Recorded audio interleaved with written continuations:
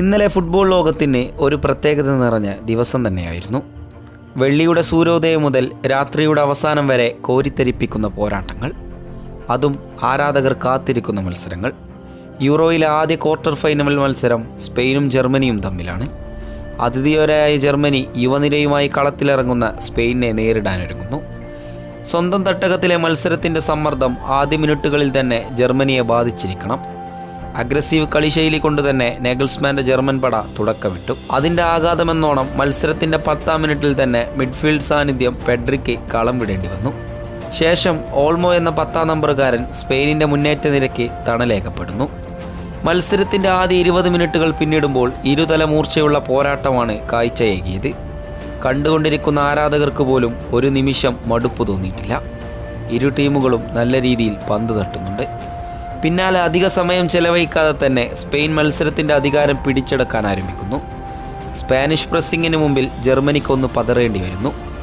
മത്സരത്തിൻ്റെ ആധിപത്യം പിടിക്കുന്നത് ആ രണ്ട് സ്പെയിൻ യുവതാരങ്ങളാണ്. യമാലും നിക്കോ വില്യംസും ന്യൂയറിനെയും സംഘത്തെയും വിറപ്പിച്ചുകൊണ്ടേയിരുന്നു. മറുഭാഗത്ത് ഹവററ്റ്സിൻ്റെ ശ്രമങ്ങളെല്ലാം മറക്കാതിരിക്കുന്നുണ്ട്. അങ്ങനെ 45 മിനിറ്റ് പിന്നിട്ടു. മത്സരം സെക്കൻഡ് ഹാഫിലേക്ക്. രണ്ടാം പകുതിക്കിറങ്ങിയ സ്പെയിൻ പൂർണ്ണാധിപത്യം പിടിച്ചു മുറുക്കാനുള്ള പ്രതീക്ഷയിലാണ് മൈതാനത്തേക്ക് വരുന്നത്.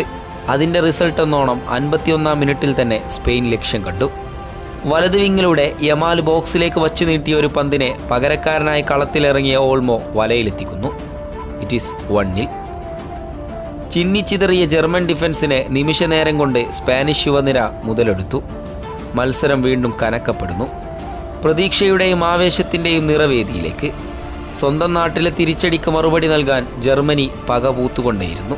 മുസിയാലയും റിറ്റ്സും നിരന്തരം അക്രമാസക്തരായി മാറിക്കഴിഞ്ഞു. പക്ഷേ സ്പെയിനിൻ്റെ നിലപാടിന് മുന്നിൽ മുട്ടുകൊടുക്കുക എന്ന് മാത്രമായിരുന്നു വിധി. അങ്ങനെ മത്സരം 70 മിനിറ്റുകളും പ്രവേശിക്കുമ്പോൾ പല രീതിയിലും പല അവസരങ്ങളിലും കയ്യാങ്കളി കയറി വന്നു തുടങ്ങി. പക്ഷേ അതും കളിയുടെ സൗന്ദര്യത്തെ ബാധിക്കപ്പെട്ടിട്ടില്ല. കളി തുടർന്നുകൊണ്ടേയിരുന്നു. 80-ാം മിനിറ്റിൽ സ്പാനിഷ് ഗോൾ കീപ്പറായ ഉനൈ സിമിയോൻ്റെ ഒരു ലോങ് ബോൾ ദൂരം കുറഞ്ഞു വന്നു. പന്തിനെ കാലിലൊതുക്കിയ ഹവററ്റ്സിന് ഒരു 1-on സിറ്റുവേഷൻ മുന്നിൽ വരുന്നു. വലത് വിങ്ങിലൂടെയുള്ള വ്രിറ്റ്സിൻ്റെ റണ്ണിന് മുഖവുര നൽകാതെ ചിപ്പ് ചെയ്ത് ഗോളിയുടെ തലക്ക് മുകളിലൂടെ പന്തിനെ പറത്തിവിടാനുള്ള ശ്രമം പരാജയപ്പെട്ടു. നിമിഷനേരം ജർമ്മൻ ആരാധകർ ഒരു ഈക്വലൈസർ ഗോളിനെ മനസ്സിൽ കണ്ടിരുന്നു. തുടരെ ജർമ്മൻ പട അറ്റാക്ക് തുടങ്ങി. സ്പാനിഷ് ബോക്സിലേക്ക് ഇരച്ചു കയറുന്ന ഒരു ജർമ്മൻ പടയാണ് ആരാധകർക്ക് നോക്കിക്കാണാനായത്. അവസാനം മത്സരത്തിൻ്റെ 89-ാം മിനിറ്റിൽ കളി അവസാനിക്കാൻ നിമിഷങ്ങൾ മാത്രം ബാക്കി നിൽക്കെ സ്പാനിഷ് ബോക്സിലേക്ക് പറന്നെത്തിയ പന്തിനെ കിമ്മിച്ച് പിറകിലേക്ക് ഹെഡ് ചെയ്തു കൊടുക്കുന്നു. വലങ്കാലിലെ പ്രഹരം സൂക്ഷിച്ചു വെച്ച ഫ്ലോറിയൻ വിറ്റ്സ് പന്തിനെ വലയിലേക്ക് തിരിച്ചുവിട്ടു. അതെ, ഗോൾ. അവസാന നിമിഷം വരെ അവർ പൊരുതി. അതിൻ്റെ പ്രതിഫലമെന്നോണം 1-1 എന്ന നിലയിൽ ഈക്വലൈസർ കണ്ടെത്താനായി. What A game and what A comeback Germany. മത്സരം വീണ്ടും ആവേശപ്പോരിലേക്ക്. മത്സരത്തിൻ്റെ എക്സ്ട്രാ ടൈമും ത്രില്ലിൽ കുളിർന്നതായിരുന്നു. ഒരു ഭാഗത്ത് ന്യൂയറും മറുഭാഗത്ത് ഉനൈ സിമിയോണും വിയർത്തിക്കൊണ്ടിരുന്നു. നെഞ്ചിടിപ്പ് തുടങ്ങിയ നിമിഷങ്ങളായിരുന്നു അത്. കൈവിട്ടുപോയി എന്ന് എഴുതപ്പെട്ട നിമിഷങ്ങളും അതിൽ കടന്നു വന്നിട്ടുണ്ട്. അവസാനം ജർമ്മനിയുടെ തിരിച്ചുവരവ് പോലെ തന്നെ ഒരു മറുപടി നൽകിക്കൊണ്ട് സ്പെയിൻ 119-ാം മിനിറ്റിൽ ഗോൾ കണ്ടെത്തപ്പെട്ടു.